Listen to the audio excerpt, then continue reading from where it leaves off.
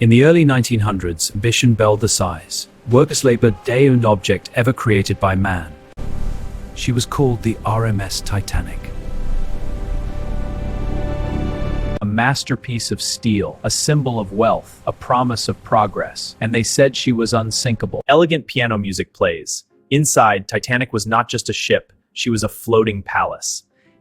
Crystal chandeliers, grand staircases, first-class cabins fit for royalty.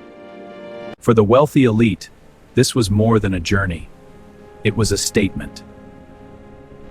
Among the passengers was Margaret Brown. She wasn't born into wealth. She rose from humble beginnings to become a philanthropist and activist. She boarded Titanic in first class, returning to America after helping the poor in Europe.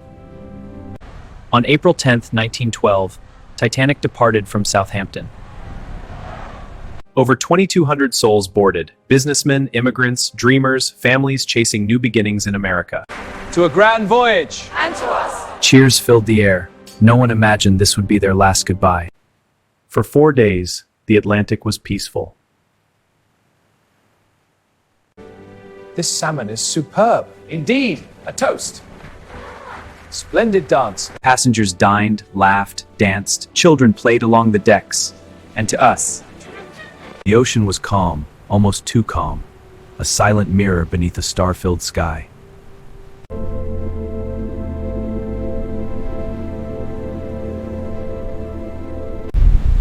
Ice warnings began arriving from other ships. But confidence blinded caution. The Titanic continued at near full speed through icy waters. After all, she was unsinkable. Iceberg, right ahead! Iceberg, right ahead! Iceberg, right ahead!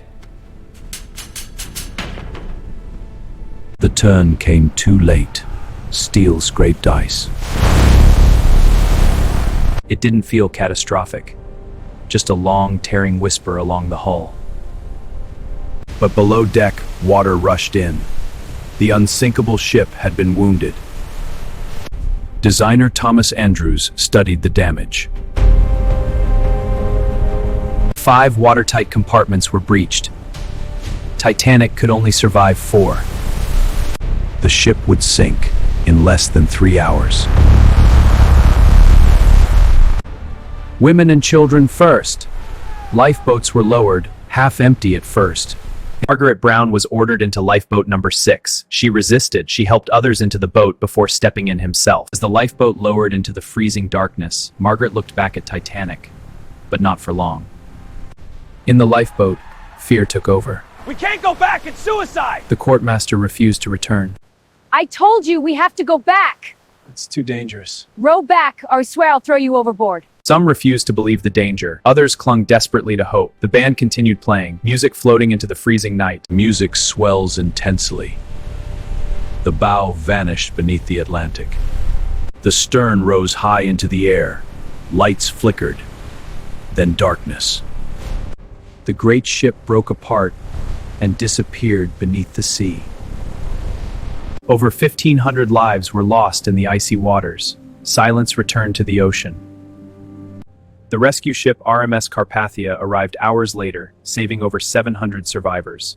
The world was stunned. Investigations followed. Maritime laws changed forever. Lifeboats for all. Margaret Brown didn't just survive. She organized aid for poorer passengers. She raised money. She comforted the grieving. In the darkness of the Atlantic, she became a leader. That night, she refused to be powerless. Even after disaster, she served others. The newspapers later called her the unsinkable Molly Brown. Decades later, in 1985, the wreck of Titanic was discovered deep beneath the Atlantic. Titanic was not just a ship. She was a lesson. Arrogance can sink even the grandest dreams. Nature does not bow to human pride. And in the cold depths of the ocean, the legend of Titanic lives on.